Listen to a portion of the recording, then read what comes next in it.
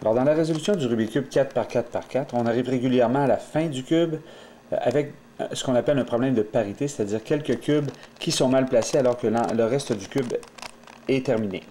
Alors, ce que je vous montrais dans mes vidéos précédentes, c'était que on arrivait à la toute fin avec des problèmes avec les arêtes mal positionnées.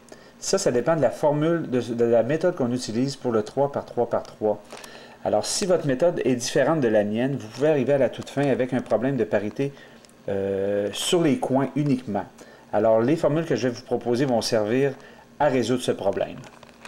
Alors, la première formule que je vous propose pour régler votre problème de parité, c'est celle-ci, et elle règle le problème suivant, c'est-à-dire quand vous avez deux coins qui sont à inverser, c'est-à-dire qui sont côte à côte sur la même face. Alors, on les place de cette position-ci, de cette façon-ci, et on fait la formule suivante. On fait bien attention de porter attention aux majuscules et aux minuscules, c'est très important. Alors, HH2, GG2, H2, G2, H2, GG2, HH2, A-, H-, A+, H+, A+, D-, A2, H+,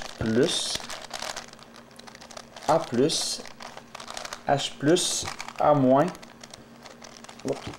H-, A+, D+, et voilà, votre cube est terminé.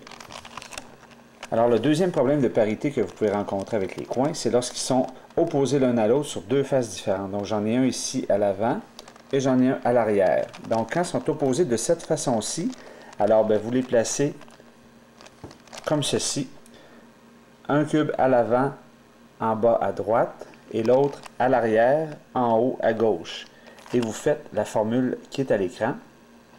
On fait encore attention aux majuscules et aux minuscules. Donc, HH2, GG2, H2, G2, petit g, H2, GG2, HH2, D2, H-, G+, H2, D-, H+, D+, G-, H-, G+, H2, D-, H+, G-,